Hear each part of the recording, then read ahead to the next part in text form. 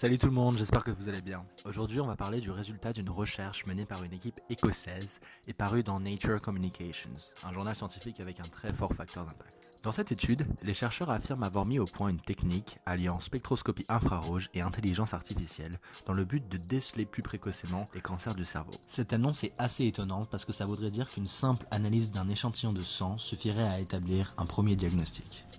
Bon, d'abord commençons en rappelant ce qu'est un cancer. Un cancer, c'est une maladie qui est provoquée par un dérèglement de certaines cellules qui fait que ces cellules deviennent anormales et se mettent à proliférer de manière excessive.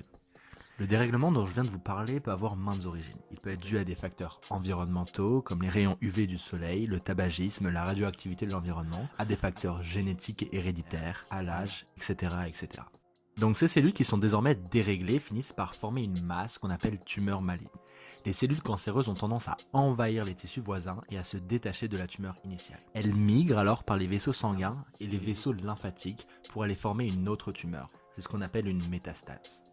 Bon, je détaille pas tous les mécanismes et les processus microbiologiques dans cette vidéo, comme par exemple la mutation du gène P53. Mais je peux faire une vidéo qui va plus dans les détails si ça vous intéresse. Et juste pour vous donner un ordre d'idée, selon l'Institut américain du cancer, 38,4% des hommes et des femmes seront diagnostiqués avec un cancer au cours de leur vie. C'est donc vraiment un problème de très grande ampleur et c'est donc super important d'essayer de trouver de meilleurs moyens pour le diagnostiquer et le soigner. Maintenant qu'on a rappelé ce qu'était un cancer, passons à la nouvelle technique élaborée par les chercheurs. Les chercheurs utilisent une technique appelée spectrométrie infrarouge à transformer de Fourier qui repose sur l'utilisation de rayonnement infrarouge. Pour rappel, les rayonnements infrarouges sont les rayonnements électromagnétiques qui ont des longueurs d'onde un tout petit peu supérieures aux longueurs d'onde de la lumière visible. En traversant un échantillon de sang prélevé chez un patient au préalable, les rayonnements infrarouges font vibrer les liaisons chimiques des molécules contenues dans l'échantillon. Et comme chaque liaison vibre à une fréquence un peu différente des autres, on peut, en lisant les fréquences données par le spectromètre, identifier des groupements fonctionnels qui finissent par nous indiquer quelles molécules organiques sont présentes dans l'échantillon. C'est ce qu'on lit sur un spectre infrarouge comme celui en bas à gauche de votre écran.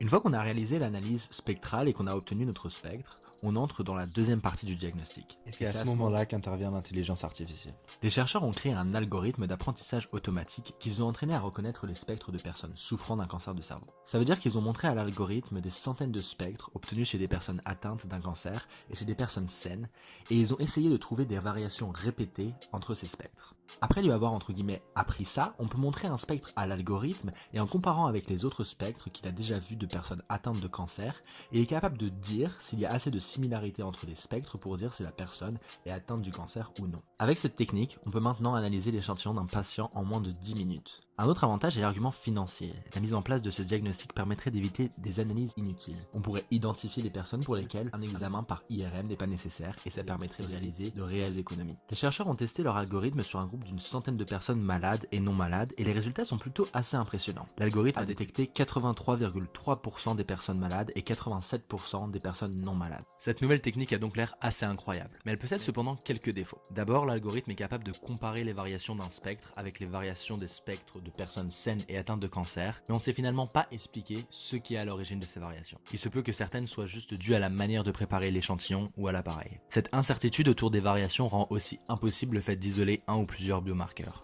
Il y a aussi le problème que cette nouvelle technique ne nous permet pas de connaître la nature de la tumeur et donc ne nous permet pas de proposer des traitements très spécifiques à un type de cancer particulier. Et pour finir, l'algorithme a, comme je vous le disais, détecté 83,3% des personnes malades et 87% des personnes non malades. Ça veut dire qu'il y a encore 13% de faux négatifs. C'est 13% de cas où le résultat du test est négatif alors que le patient a en réalité vraiment un cancer. Donc voilà, les résultats de cette nouvelle étude sont très prometteurs, mais il reste encore à la perfectionner un petit peu pour pouvoir l'utiliser à grande échelle. Voilà, c'était Give Me the Tools, merci d'avoir regardé cette vidéo et à plus tard pour de nouvelles vidéos. À bientôt.